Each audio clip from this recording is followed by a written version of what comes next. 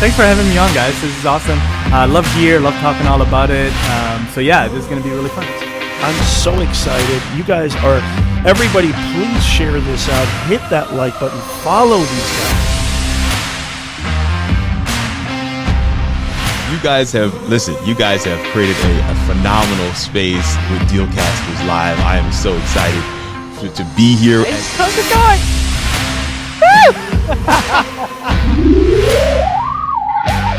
Who was talking to you, Siri? I said the A lady. You're a live streamer. There's so many people who learn from you, who watch you. We build influence by this level of tenacity in our commitment to consistency. Because people really want that kind of conversation and relationship. Yeah, and your show won't be boring. Right. You know. Oh my God, I love you guys. Chris, you're just amazing. Jim, so are you. You guys are the best hosts ever, I think. Just stop, please.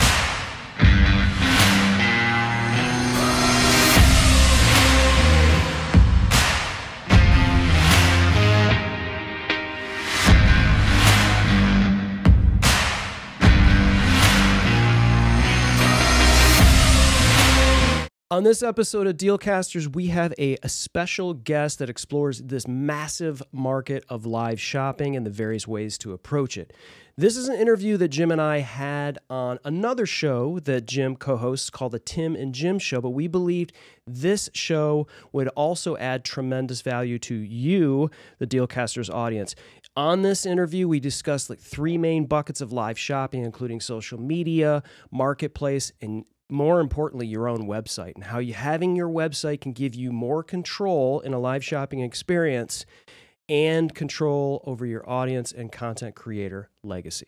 And we also talked about the need for good technology in order to have a seamless live shopping experience. Our guest, Nico, who's the co-founder of eStreamly, has come up with a SaaS solution that allows you as a business to live sell from your own domain, whether you're using Shopify, WooCommerce, BigCommerce, or some of the other live selling platforms that tie into websites. This has become extremely critical for you as a seller because now you can actually engage with your audience on your land and keep those customers loyal to you. We also discussed how China has really been the driver of this multi-billion-dollar industry that is now starting to take hold in the US. Yeah, and finally, we discussed this shoppable video aspect of eStreamly and how it offers a way for us as content creators to protect your brand and ensure your control, like I had mentioned before. So we're really, really super glad to be able to share this interview with you. Please welcome the interview here with the co-founder of eStreamly, Nicolas Bailliache. Really excited today.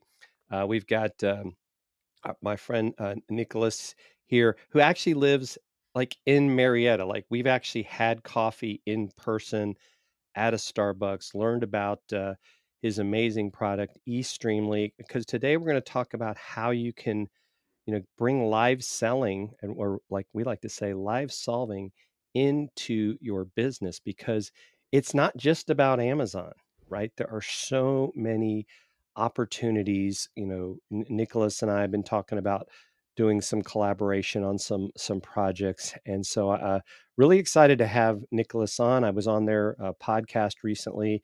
He's traveling all over, so I'm glad he had the time to do this. I know you've got some conferences coming up you're going to be traveling to, but yeah, so let's get started. And so Nicolas, tell us about yourself. Really want to learn about how this journey started for you. Yeah, first of all, I kind of want to really thank you. I think super excited to be here.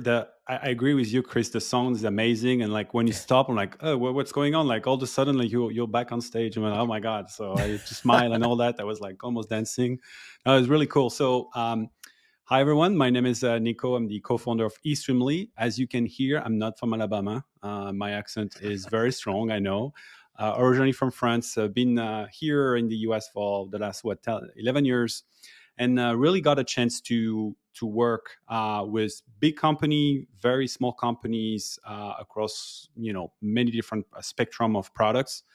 And really what got me started is I come from a family of entrepreneurs. My parents were fishmongers. So when I was very young, early on, I was the end on the ice selling fish underneath the farmer's market. And first of all, my old generation, all the family, all the folks in the family are all were in the fish industry. And, I'm not a kind of guy that can stay the end on the ice all day long. So the cold is really not something for me. So I wanted to get out of this, which I did. But I did learn to sell and the power of selling in person. And that's really where it started for me because, in farmers markets, and every colleague that that have worked on a farmer's market, if you know any, will tell you the same thing. Like when it's the owner that sell the product versus an apprentice or an employee or anything, you sell twice as more. And why is that? It's because the owner know the product by heart. He know the customer. He love his product. He's passionate about it. He's been doing it for years. Not saying that the apprentice or someone else can't sell the product as well, but that passion, it's very unique. It's a feeling, right? And so you can only get that once you are in a show like this or when you are in a face-to-face and you have an engagement and in a conversation. And I always track with my mind.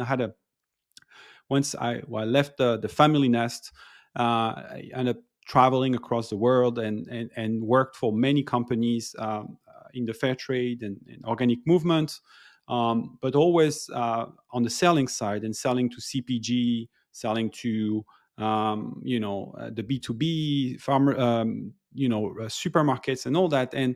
And really, it's, when I went through the pandemic and I was seeing all those really amazing products trying to get to market, and then I was working with big brands that produce beverages that you probably know of and meat company and all that. And at the same time, I was seeing the passion that those guys had. And right now in retail, it's kind of it's very difficult to get in retail.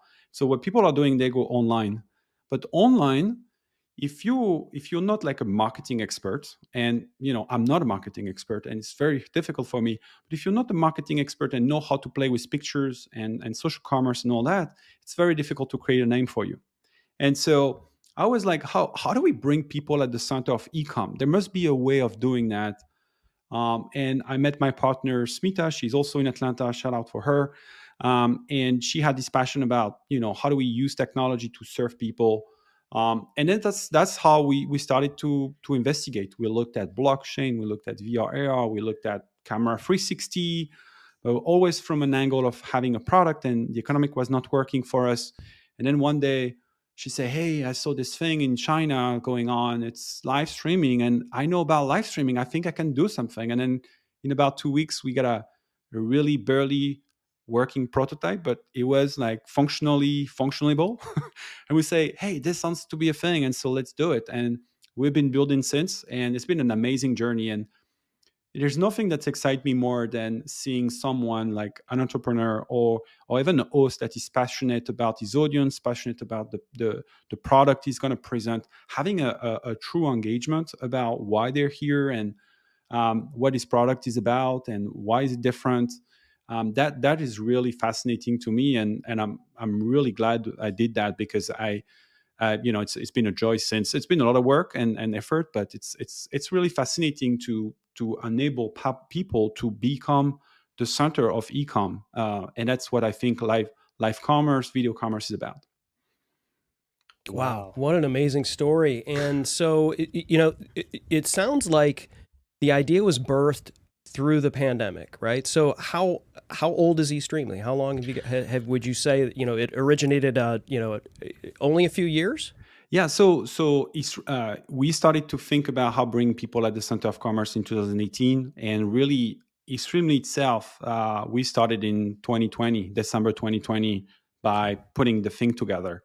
But that's when we stumbled into live streaming, because I think we have to be honest with technology is great, but it's not always ready for prime time for everything, right? Like you think blockchain, you think, those are great technology. You can do a lot of things, but you have to have adoption. You have to be easy to use, and not everyone has 5G or 4G or anything, and so you have to find that technology. Like VR, for instance, you can do amazing thing with VR, but who has a headset? Who has the technology that do that? And so in some ways, like how do you compensate for mass versus quality? And I think live stream is right at that point right now, where the infrastructure is built in the US. People have bandwidth, they have phones, they have access to data, and payment is getting better. There's a lot of touching point that makes, I think, it work now. Then 5 years from now, maybe 10 years from now, will be really poor experience. So yeah, and you bring up an interesting point, and I know Nicolas, we've talked a lot about this. China, right? You brought that up. China is a multi-billion-dollar live shopping industry. You got, these very young people that are literally making millions of dollars being live sellers. Yeah. And they've got these fans, and it's kind of like if I were to tell them, hey, you need to buy this this cloud lifter from Cloud, they'd be like, oh, okay. Well, Jim said I need to buy it, so I'm going to go get it because I need it. But why do you think it's taken longer for it to, really catch on here in the US? Is it because of the technology? Is it because we still like to go out to stores, which I think a lot of us have gotten over that? Maybe the last 3 years have helped. What do you really think it is that, where you see that this is going to become a bigger thing? Because I know Amazon's been doing it. Chris and I have been on there, and I think they're continuing to push that. But it's kind of like, and the other retailers are maybe starting to stick their toe in the water a little bit, but they're like, how do we make this work? Yeah. So I love this question. First of all, for context, for people that are not aware of, I'm sure your audience is really well versed with that. But live stream in China is just this gigantic, powerful, roller coaster that when you start showing something, people are talking about conversion rate in the 50-60%. Conversion rate of 50-60% is crazy. Like 1 in 2 people are buying something. But more interestingly is that it's kind of like, people are talking about that endless aisle. I think that's what you can get with really live streaming, right? Because there's a guy who was able to sell for $1.7 billion of product in a 12-hour live stream back in October. When you think about like 2021, so when you think about it, to give you a sense of scale, 1.7 billion Macy's, the biggest Macy's store in New York, in the Fifth Avenue, I think it is, they sell for 1.3 a year, right? Wow. This guy in 12 hours sell for 1.7. So think about the mass, that you can actually move through live stream. Now, not everyone is going to sell that 1.7. And I mean, like we all wish we could do that, because then it will be just 12 hours and then I'm done. I'm going to vacation. Just guys. A little bit, just a portion of that actually would be okay. That would be great. But the reality is this, right? China has been doing it for almost 6 years now, 6-7 years. They're on their 7 years.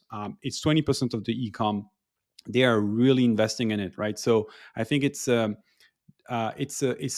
shoe brand, and I can't remember the name, but I think they are streaming 12 hours a day, every day, and they have 160 people just working on that and on the streaming, right, on the strategy, and it's 50% of all their sales in China, and that's a massive company. But think about the scale, right? Like 150 people. You could think it's a lot of people, but it's not that many either, because like at the scale of whole China, and this is like a huge brand, it's not that many also. So it's very profitable for those brands to do that. Why is it not the same in the US? I think there's really multiple factors for it. First, in the US, we are very much spoiled by everything, right? We try one thing, didn't work out, we move on, right? And the reality in China is like they try until they get it, and they try, they stop, and it's much more a different mentality about the pain is valued again. And so I think they really are pushing always the boundary and pushing and pushing and pushing. So that's one thing. The other thing I think is the US market is very much a market that wants to be entertained, and a lot of content that we are seeing in the US is really much like, hey, look at my cup, you should buy my cup, it's the best cup on the earth, and it's blue and actually has some white on it, and it's great cup, why don't you buy it? It's like, okay, well, what's in it for me? Like, where is the entertainment? Like, Yes. why would I watch you? Why, this this is a second problem. So the content itself is a problem, and I think we need to level up to the content, make it entertaining, making about you, not about me. Like, I love what you're saying always the time, is like, it's about life solving. It's like, what's the problem you're solving? How can I solve it for you? Is it really the solution? Do you really need that cup? Maybe you don't drink coffee, and this is great for coffee, and if you're drinking tea, this is going to be way too small for you. You should not buy that. And it's all about this, right? Through getting to those nuances. The other element is, I think, the experience in China. They have something called a super app, which is something that, depending of like who you consider, Elon is trying to build through Twitter. But it's this notion like, we have community where you can have everything. And we don't have super app in the US market. It's very much segmented. You have the e-com one way, you have social media another way, payment process is there. And so there's really no one place where everything gets together. Even Amazon, for instance, Amazon is trying to get into that round, right? But they are shopping, but they are trying to get more inspiring through some of their program they're doing and everything. But Amazon is the place you go to shop. It's not the place you go to hang out and just watch a show and have good time, or or scroll pictures or learn from your friends and all that. So at least not yet, and maybe they are going to get there. So I think that's one, also the other reason why the Chinese market has been really more predominant with that. So recapping is the consistency and the willingness to experiment, super important. That's really key. The second is really thinking about content and like making it about entertainment, about solving a problem. And then the third thing is like this notion of technology and facilitating, removing the friction. And then maybe there's also an additional caveat to that overall reason why it's also in China, they're really thinking through the what's need for me very deep way. And every product they present, there's a reason why you should buy this product now and not tomorrow. And unfortunately, in the US market, if I'm presenting this cup, there's really like, not only it's white and blue and it's good for coffee, but that's it. Like no one is really trying to push the boundary and saying, hey, by the way, if you buy this cup now, you get a picture of me, or you get to speak to Jim, or you actually at the number 10 that people buy, there is like the special event, a special ticket that gets you to the moon or something. I mean, I'm exaggerating, but like, you have to create a reason. Like, if you look at QVC, there's no product that is on QVC that don't have a what's in it for me, right? And that's kind of fundamental. And so people are arguing, so, oh yeah, but it's not all about discount and it's about the value you provide and all that. Yes, it's true, but the live stream, you have an opportunity to engage with your users, to have a conversation in some way. And so if you want to have that conversation, you have to motivate people to come in. And maybe you don't do everything at discount, but you should have like some really strong, appealing product that have the what's needed for me to excite your audience to show up and tune in and want to listen and engage with you. Absolutely. I love it. I love the value added piece that you're talking about. I think that's something that is absolutely lost right now, because it's a lot of people showing up and a lot of people talking about stuff and talking about their lives and maybe chatting and engaging with people. But I think, to your point, if you don't know why what solution this provides for someone with that particular product, and or are you entertaining them, or are you giving them something else? Otherwise, they're gone and you just got lucky. You might have gotten their commission because they might have needed it at that point. Jim and I, when we first started doing Dealcasters, Nicolas, we were thinking along the lines of, when you walk into a place to buy something, you're there to buy. You didn't just, whoops, I fell into a Best Buy and like I fell into the DVD section and I grabbed the Greatest Showman DVD. Like it doesn't happen like that. You know, when you go in, especially now, everyone does tons of research if they're going to go into a store, even online. Before you go into Amazon, they're watching other things, they're showing up. And then when they show up there and they're being entertained and someone is there actually showing them how it works, and they're answering your questions while you're there. So we envisioned a place like, hey, let's just pretend we're the biggest tech, solution people, geek squad, whatever, on the planet, and we're going to talk about this stuff. We're not knuckleheads. We know enough to be dangerous about this thing, and demonstrate and talk. And while we're talking about a microphone, we're also saying, hey, you might want to treat your room a little bit. You might want to talk across a mic instead of into it, because it's going to destroy the diaphragm in the mic, and you're going to send people running for the hills, and they're not going to really listen to what you're saying and what you're being able to provide to them. Sometimes we'll have a show and we don't intend to sell anything. We're talking about stuff and we're hoping, oh gosh, I hope Amazon doesn't shut down our live stream, because we really didn't talk a lot about products during this thing. Yet we'll look at our commission report and see that people actually bought stuff while we're doing it. And so we decided, and I don't know, Nicolas, in your opinion, when did things become, especially in the US, that whole sort of what Ross Brand calls a pitch fest, where it's like product here, this is this, this is this, this is this. When did people think that they had to start doing that? And is it because they got that quick money maybe and quick attention for live selling? I don't know. I think people are trying to figure it out. And when people are trying to figure it out, there's always come down to the cost, right? And so, all right, I'm in this new era where I need to engage my customer through, a live stream now. And I have to manage my costs as well. And so you have the technology, and then you're telling me that I need to be consistent. You're telling me that it has to be, across different places and all that.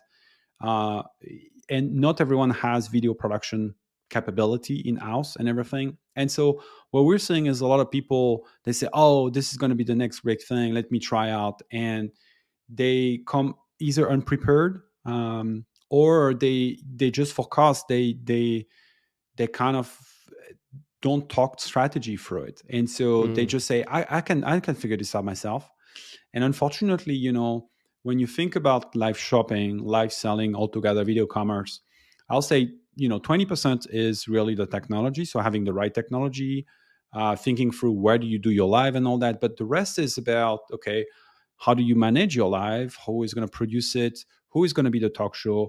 How do you make it entertaining? All those elements that, I often talk about the 4P and the H, which is the price, the promotion, the traditional, the place, and the H for the host. You have to think through all those things, and then have a roll-up map, and make sure that you follow those things. And I think it's the problem that we're having is people are thinking, oh, I can hire a creator for that. The problem is not every creator are well suited for live streaming, right? And that's one challenge, right? Live streaming is a very different beast than posting a picture on Instagram. It's so that's very important. And then the other thing is how do you engage your community? How do you drive that community? How do you make your show and your event something where people feel included, they feel listened to, they feel engaged, and this is an art, and that's not something you do overnight. And so because of that, people tend to say, you know what, I'm going to be the host, and they just jump in, try 1, 2, 3 times, and then they burn themselves because it takes time and all that, and they feel they don't see the results. So I really think, and the easy way when you're stressed out is your voices start to distort, and then you know your product, so you start just telling all the benefit about it, but you forget that in front of you there's people, and you don't see those people, but they are here, right? We know that Jeff is on the other side, and hello, Jeff. What's up, Jeff? And now how do I bring Jeff in? Just you did, you bring his comment in, and then you engage with him and all that. but there's probably more than Jeff on the other side. And who are the other person? Why are they coming here? What do they want to know about this thing, right? And maybe asking them. And so that's what we're missing today, I think. Yeah, it's the mindset of content creators, podcasters, live streamers in general too, not just live sellers. And I always talk about, this show's about, live selling software, but we're going to take all this content and it's going to live forever. It's going to live, well, not, as long as Elon Musk and Zuckerberg and all of the puppeteers allow it to remain on the platform. So I think about it from that standpoint too, as far as legacy is concerned. And so when you think about it like that, then you prepare yourself a little bit more. Then you you think about it a little more deeply and you give it more attention to detail, and you say, okay, you know what, even if nobody watched live, or 5 people watched live, or only Jeff C watched us today, this content's going to live beyond me. I'm going to be 6 feet underground in another place, and this conversation's going to be somewhere that hopefully will impact someone on down the line. So can we talk about eStreamly? Can we talk about how, I don't want to, this is getting super deep, and I'm like, we got to talk about this guy's software, right?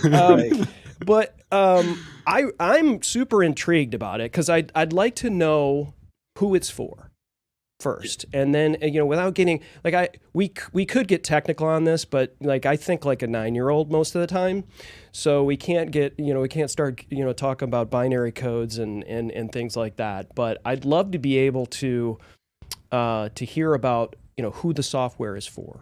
Yeah, so the software is for, I'll say, the mid-sized brand. We're trying to build a live selling solution that has as many components that the technology can have to make really a comprehensive solution to create a channel, a live selling channel on your website. And that include the video commerce piece, which is the shoppable video, the live streaming piece, the reminder to your audience, the data analytics about where that shopper is coming from, what the shopper is doing or the viewer is doing on your live, all those elements. And then the simulcasting, like how do you distribute that content across different platforms and all that. So this is what the software is for. The very unique difference about eStreamly for the people that are in this space and understand a little bit about what's going on is we've taken the very hard path to have in-video checkout. And because we have in-video checkout, it means that video becomes shoppable where it's seen, as opposed to changing you and pushing you to a different experience. So if you take your video and you have a deal with the Wall Street Journal and you put your video there, that video becomes shoppable there. If you put it on social media, that becomes shoppable on social media. If you have your video and you put it, I don't know, on your mom blog, whatever, that video becomes shoppable on your mom blog. And the way we have built the technology is we are an extension of your e-commerce. So you're still all the data is still yours. The payment is still yours. The product information are yours. So we're just really trying to give you an opportunity for your video to become micro e-commerce websites all across. And so the more content you produce, the more e-commerce website you have. And that's how we think about this. It's a very hard path that we've taken because it's kind of complex. But today we are integrated with the Shopify, the BigCommerce, the WooCommerce. We're working on Magento right now and Commerce Cloud. So those are platforms that if people are on there, they can easily onboard with us, and then they can start extending themselves through videos and make them shoppable. So that's the primary purpose. Now, I will say that there are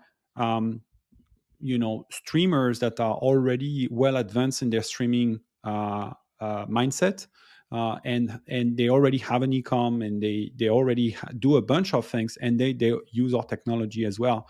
So, but our primary target is really more for mid-sized brands that want to expand themselves and explore the video strategy and get there. And right now, Nico, is this more, is the video vertical video at this point?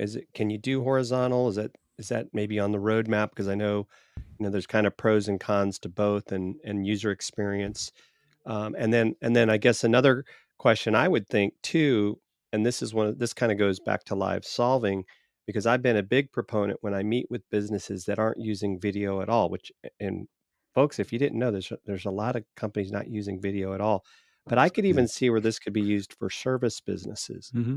They could sell their service in a sense live by explaining it, and like you could order a a free consultation, or book a service by maybe talking about this stuff live. Is that something you're exploring at all? Yeah, so it's a good question. So first, on the question of vertical versus or portrait versus vertical mode, horizontal mode. So what we're seeing is that 70% of the people are coming from their mobile on the video, right? So horizontal is a great format. That's a YouTube format, that's the LinkedIn format, and all that. But the reality is, most people that will come to your show will engage from their phone. And so you really want to think about, how do you make this suitable for your phone? So we support both vertical and horizontal. But if you have to ask me, I will always tell you, go vertical, because that's what people engage first with. So it's not as pretty when you're vertical and you're coming from an horizontal background, like LinkedIn or anything. You have those black bar. I mean, there are solutions. There are people that are doing some really cool stuff on that side. We don't do that yet, but really, vertical is something that we always are a big proponent of. Now, as it relates to the second question, and which is the services. So at the moment, we personally, we don't have much requests for services. We had folks that have asked us, like, to add a calendar, to add like a lead gen form. We even have a client that asks us, like, to have a button where when you click on it, they can ring directly their phone. They have like a 24/7 phone line. It's for the medical space. So those things are doable, but it's not really the primary use case right now. We are serving mostly the beauty and industry, as well as the food industry, interestingly. And the food, I think, food is something that I think is really interesting, because there's so much content you can do with food that is exciting, right? Like, who doesn't like to hear about a good recipe? Or everybody eats, right? Everybody eats, right? Or like a cooking show or things like that. And those are relatively easy to do, right? Like, put a camera on and then you start cooking. And you go. And people will stick to that because they love it, and especially if you have like a good audio, and then you start to hear the grilling and all those things, it makes for a really fun experience. So as you're talking about this, and you talk, and I am very interested in the whole shoppable aspect and how that's ported over to multiple sites, because that's got my if you can see smoke coming out of my ears right now, that's me thinking about how to apply this. But I think we say this all the time to content creators, Jeff C. Being one of them.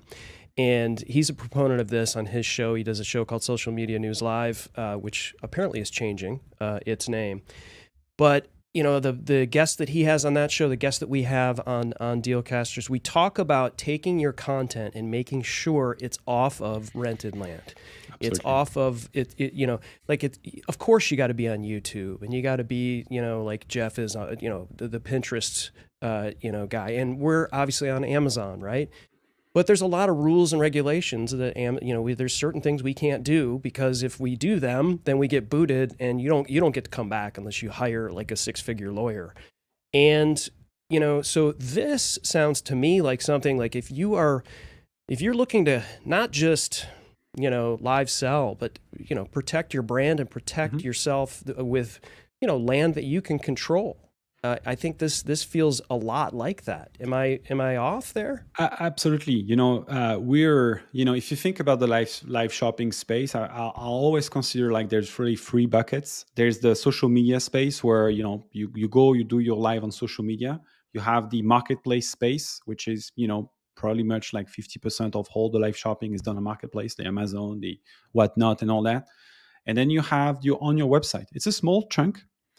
But the reality is like you have control over one, your audience and your destiny as well, because no one can shut you down on your website. Now, it's not because it's on your website that it has to be completely ignored from the rest. You can still, if you have good technology, you can still leverage, like you're doing today, right? With the software that you're using, right? You could take that, put it on your website for an embed, maybe if they offer that, and then be on Facebook and LinkedIn and those different places, right? But what we're offering on our side is like we're doing that simulcasting element, but we're also adding the shopping element to it. So for the shopper, it's one click to get there and continue engaging with you and have this ability to shop without leaving the experience where they're in, which is very important for us. We can't do it in every platform. We have to obey by the rules of every platform. So, for instance, for TikTok, we can't do that, but we can really easily do it from Insta, Facebook, YouTube right now.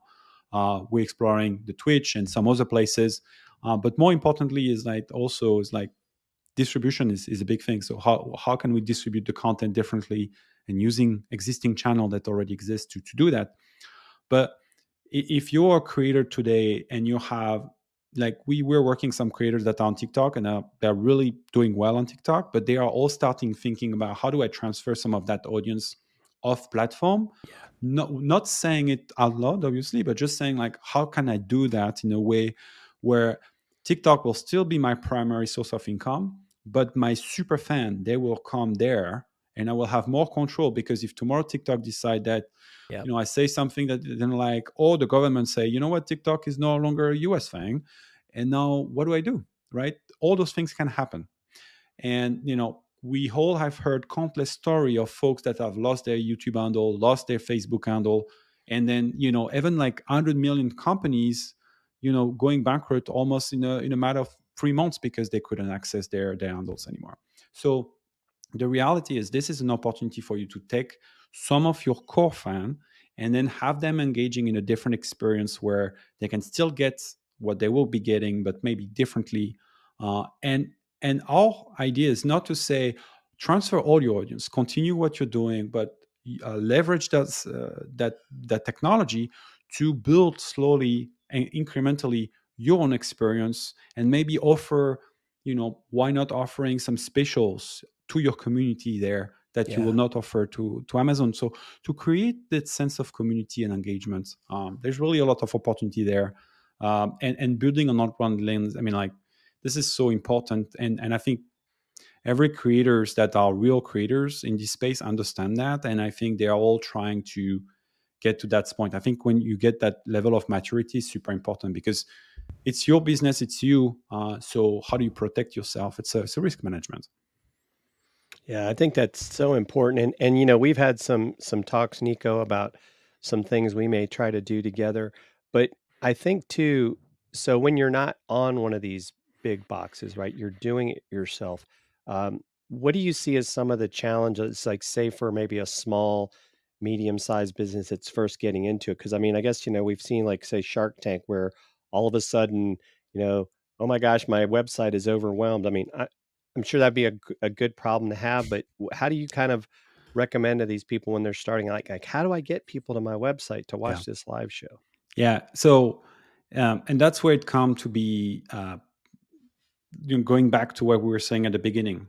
Like, you have to be entertaining, you have to be patient, you have to be consistent, and you have to create a what's in it for me, why people are tuning in on your show, right? Because someone that is not fan of you or your show or anything, the likelihood for them to turn to your website to see what you're doing there is even lower than, on social platform, because they're already there and like they're just scrolling up and down. So the reality is, when you do it on your on your website, it's about like the preparation, right? There's really no thing that's going to come out of like just doing a show and say, hey, I'm here. Are you there? Hello? Is anyone behind? Like, Jeff, are you still there? Oh, Jeff, are you there? That's hard, right? This is very unlikely to work. So it's all about like, what do I do to tell you that I will be there? Like the preparation, and there's a really awesome book. It's called The Launch, and I can't remember the author, and I can share that on the notes later. But this person explained like how he built his email and to lead to a launch of a product, and he's having this 3-week time frame. And that's a really good way of thinking about how do you start your show. It's like creating this momentum, telling the story about why you're doing this and all that, and then be consistent and say, hey, I'll be there next Tuesday. Come tune in on Tuesday, and then make it oh, Jeff is here. Awesome. So it's all about creating this expectation for the shopper. I will finish with this, is that think about Avatar, right?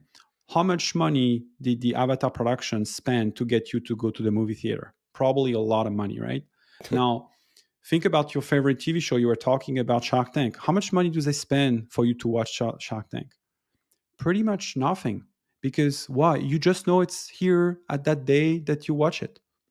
That's it, you know. And if it's not here, you just go to social on your Shark Tank handle, and then you will see a short clip of it, of what you missed, right? And so this is a different mindset. The channel versus the one-time thing. And when you start thinking channel, that's when the power starts, and then you can really engage your community that way. I love that. I love the fact that you could still, you know, you're preaching to the choir, even though we don't always do it. It's sort of like you know, we all know that in order to get more fit, we should go exercise more and eat better. Yet we still don't do it. And as content creators, we preach that you should work off the rented land and do things on land that you own. Yet we don't do it as much, right? We don't work on our email. We don't work on our the stuff that we know that we own, because it's a long game. And it takes consistency, and it's hard work. All this stuff is hard work, and it costs money to do, right? But I think what I love about what you guys are doing at eStreamly is like that value added piece. Again, there's smoke coming out of my ears, I'm sure right now, but the value added piece for me is key, because you can still go live on YouTube, you can still go live on Amazon, you could still go live in all of these places, and at some point you can carrot them over to your site where you're doing something extra special for those people that are going there, right? And whether it's an after party or it's something that is saying, you know, hey, we've got something special, this is an event. All of a sudden it becomes, you're giving them a reason, you're giving them some value, you're giving them not just the information, not just entertainment, whatever you're providing as a part of your show, you're actually giving them a reason to come and watch you more. And I love that whole aspect. And again, there's smoke coming out of the back of my head, I'm sure, at this point. But that's good stuff. Yeah, no, this has been amazing. And so, folks, if you want to find out more about eStreamly, I've got the at the bottom of the screen here. Go to eStreamly.com, and you know, if you want to follow, you know, Nicolas, you know, he's on LinkedIn. He's also got a community. Chris, got to make sure to invite you to the Circle community, where he's got all kinds of great information sharing with other. There better be value there. There's lots of value. There's a podcast episode link in there of a really good. Oh yeah, I heard some guy was on that podcast. Yeah. But yeah, and you know, and here's the nice thing, Chris, is we can all get together for coffee here in the area and have a great cup. Learn more. There we go. We should all be in the same room and do a show. Yeah, that would be fun. We should do that, definitely. We should do maybe you should come on the Live Ecom podcast, and let's do it. We do another show where we talk about, you know, all those topics again. I think there's tons of things going on there, so it'd be cool. That way when I go live, I'll actually have to wear pants. So that's good. Well, this has been amazing, Nico. Thank you so much for joining us. I know we could probably talk all day, but you know, we know Jeff has to get to work, and maybe Jeff, you should probably have Nico on your show, because you know he's got some really great information, I think, for the people that are there, because I think you hit on it earlier. Those that are going to succeed are going to need to learn how to create better content, right? Or bring people that understand their product enough to create that content that brings value. It's not, you know, Chris and I have never been the QVC HSN guys, and I don't think that you see that as the way to success either. So great stuff. Thanks so much. Any final thoughts, Chris or Nico? Nico, I'll let you have the last word, my friend. So last word. So just no, it's been amazing. I think there's this lady that is from Podetize, and the way she phrased it all the time. She say, "Don't sell, give." I love that notion, and so I'll say there. Awesome. Thank you, and thank you to Randy, the intern, for joining us today. I hope you were soaking this all in, and we're going to expect to see notes afterwards. Just kidding. Take care, He's everyone. not kidding, Randy.